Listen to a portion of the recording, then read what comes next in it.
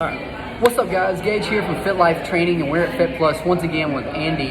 And we've been having some issues with some people not being able to lose weight or having just issues in general. And there's many things that could be causing this. And Andy is going to talk about these things like artificial sweeteners, energy drinks, and stuff like that. And I'll put a list below of what you should and should not have to affect your gut health. So I was talking with Gage a few days ago, and one thing that we talked about was like what I do with my athletes. So whether they're a bikini athlete, maybe they're an athlete in baseball, football, they're trying to be athletic, absorb more nutrition, bodybuilders and things like that. The one thing I like to focus on, I don't see it as much in the bodybuilding scenes as I do bikini, because women tend to, they make those changes real quick in their body. They're typically already, pretty lean, tiny and whatnot. So you see those changes really quick. And that's like artificial sweeteners and sugars and whatnot. So when people think about it, they're like, well, they're not that bad.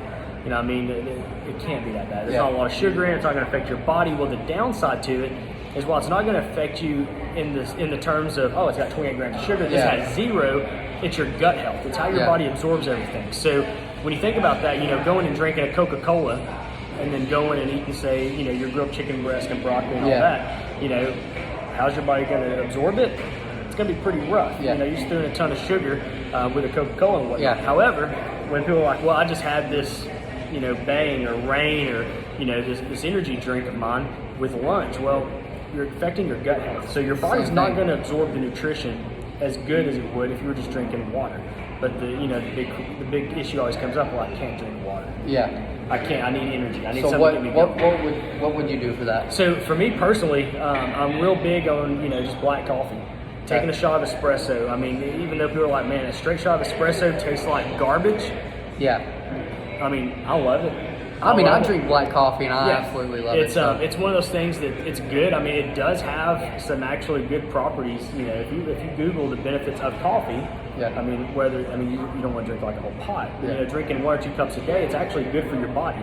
But it also helps, give you a ton of energy. Now, granted, a lot of coffee can affect gut health just as much as a Bang can. So I always tell people it's in moderation. But when you're drinking 300 milligrams of caffeine, you're taxing your body with artificial, sweeteners and stuff like that. You're not going to absorb the nutrition as you would want to be able to just drinking straight water. And we have to remember, when we're doing these things, where we're setting up a goal where we're trying to lose weight, or we're trying to get leaner, we've got maybe we're trying to hit this PR with muscle building or a lift that we have.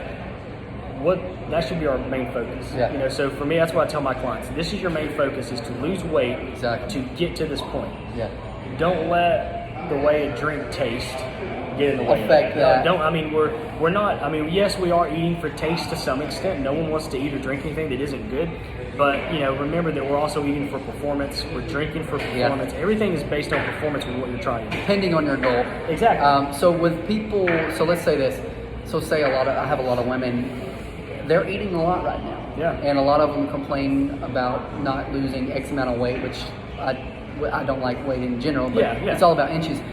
What would you say to somebody that's in that situation where they feel like they're not losing weight, but their body is changing? What would you say about that? So I always say, keep a food journal, hands down. When you're trying to drop weight, lose weight, gain muscle, whatever it is you're trying to do, you always want to keep a food journal so you can see what you're doing. And sometimes we may be doing things we're unaware of. I just worked with one of my clients about probably 2 weeks ago, and she was like, I've only lost, we started working with her, I think, the 1st of January. So, we're almost 5 weeks into it. She's like, I've only lost 6 pounds. That's not bad. That's a pound a week, which is healthy. But she's like, it should have been more. And I'm like, you're right, it should have been more. Let's keep a log of what you're doing. So we started looking through things, and I'm like, how much water are you drinking a day? She's like, maybe 2 Dasani bottles. And I was like, okay. So we gotta, because one, your body isn't going to, process all the nutrition properly. It's not going to get rid of the current water your body's holding on to if we're not replenishing the water it's trying to get rid of. So water is huge. So I always tell, if you're in my guy and you're in here, I'm like, hey, you want to try to hit at least 0.75 ounces per pound. For my females, I always tell them, 0.5 ounces per pound. So I've heard that whenever you're drinking cold water, your body actually works harder to burn more calories drinking water. And celery. And celery, I did not know that. Yeah, man. Your body has to use more calories to break down celery Really? than the celery. Yeah, than eating celery. So I still believe celery is an amazing snack because it forces your body to work, hard. So That makes sense. Yeah. Okay, cool. So the main thing for people out here that may not be losing weight or they feel like they're not benefiting from certain things, a list of reasons why could be Water. energy drinks, water. Well, caffeine, huge. Yeah. Because what your body does is, you got to remember, whenever you, let's say you walk into Gage's gym and you're like, oh, I'm so tired. I've got to have this energy drink or I'm not going to be able to get through this workout. Yeah. Like, I'm beat, I'm dead tired. When the moment you drink that energy drink, you're basically giving yourself a false sense of energy. Yeah. It's not doing anything to your metabolism. You're going to feel like you're jacked, you're on cloud nine. Yeah. But your metabolism is still down here. So many not people doing- have that problem. Yeah, it's not doing anything for it. Well, Yeah. guess what? You're having a high metabolism is what burns body fat. Okay. So as long as you're tricking your body into, oh, I've got tons of energy, let's suppress my natural metabolism, let's throw in this artificial energy, Yeah. I'm good. Well, your body's not going to burn anything. Yeah. So the goal is, how do I get my body there? And I was just telling So it's Gage. kind of like an adverse effect. It is. And I was just telling Gage, I've been now, this will be my 12th week with no caffeine. And people that know me are like, how are you functioning? Because, I wake up at, 4 or 5 o'clock and I've got 2 shots of espresso right away. Yeah. And then I was coming here, fixing a pot of coffee, drinking it throughout the day, having a shot of espresso up here. I like doing all these things. Yeah. And that's what I realized about myself was I was like, man, I'm living off artificial energy. I'm Yeah. not allowing my body to, use its Yeah. own source. So, yeah, I'm on week 12 now, and What was the feel great. transition period like for you? Like just going from Oh man, Caffeine. week 1 was rough. I felt like I was dying, which I've done this before. I just, I fall into how everyone does. You get Yeah. to work and you get tired. Oh, Yeah. I need an energy drink, and then Yeah. it's the next day you're doing the same thing. And but yeah, week 1 was rough. Headaches galore. Yeah. And I always tell people, I hate medicating, but the best way to get through it is water and like aspirin or Tylenol, Yeah. just to get through the headaches. Week 2 was where you almost feel like you got the flu. It's a true. Once you start cutting off caffeine, you see how hard of a drug it is. Yeah. It's because you're detoxing. Yeah. Week 2, Really I'm is. talking like I couldn't sleep. I was having night sweats, my body ached. Like I legit felt like I was getting the flu. So an actual addiction? yeah, Actual addiction. yeah. So I had to actually. Again, I'm drinking more water. Yeah. And I did medicate with CBD, Okay. just to help myself get through week 2. Then when I got to week 3, I started feeling a little bit better. The headaches went away, the body aches went away, but I was real sluggish. Yeah. Up my water intake, a little bit more, and then week 5, man, I was wide open. I had people asking me, Yeah. like, man, how much coffee did you drink this Yeah. morning? I'm like, no. So trying to be as natural as possible is the best All way to day, go. yeah. So if you're truly trying to lose weight or get down to a certain size or just feel good in general, trying to be as natural as possible with everything is what you want to do. And it's a step-by-step process. And obviously we're here to help you Yep. with that. So you've heard his story. Sometimes you just got to fight through it and get there. But there's steps and there's different phases in order to lose weight, inches or whatever it may be. But every time you walk into a gym or every time you put healthy food in your mouth, you're going to get better. So it's a day-by-day process. I'm going to put a list of everything below so you can go back and look. But other than that, anything else? Man, just remember that it's the small changes that make Yeah. the big changes in the end. Yeah. We think with weight loss or even with our health that if we change something for 4 to 6 weeks, it's like a magic pill. Yeah. And we're going to be back. It's like I tell people, I turned 38 this year. So I've been doing things for probably 16 years, 20 years, 25 years on my own. Outside of that, my mom and dad are feeding me. Yeah. But since I was, 16, 17 years old, I've been able to feed myself, go out and get food. Things that I did 10, 15 years ago Yeah. that impacted me, or it's not something I can just change overnight. Yeah. That's what I tell people. Think about that. I had one of your clients, reach out to me, and she was like, I've only lost, like 5 or 6 pounds. I feel like it should be more than this. And I was like, just remember, that's a lot. When Yeah. you think about 6 pounds of fat or weight, now here's the thing too, it could be more than that because they're in the gym now working out more religiously. So let's say they did gain, let's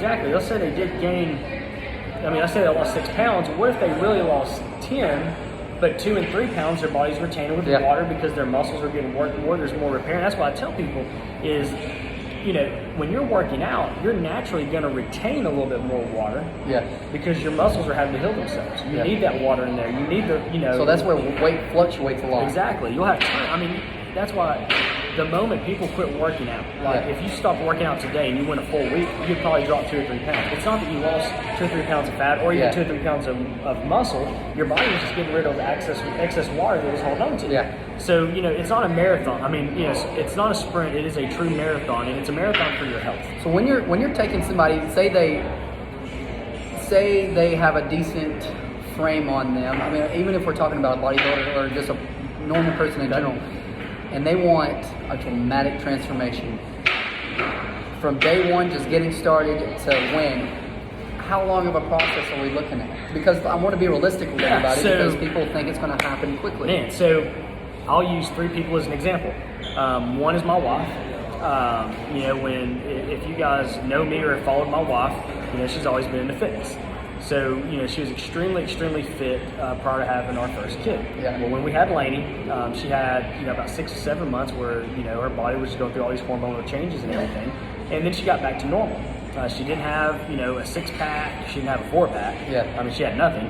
Her butt was as flat as the wall behind us. I mean, there was no muscular tone to her. So she took it from the approach of, I'm going to give myself 12 weeks and I'm going to hit it hard.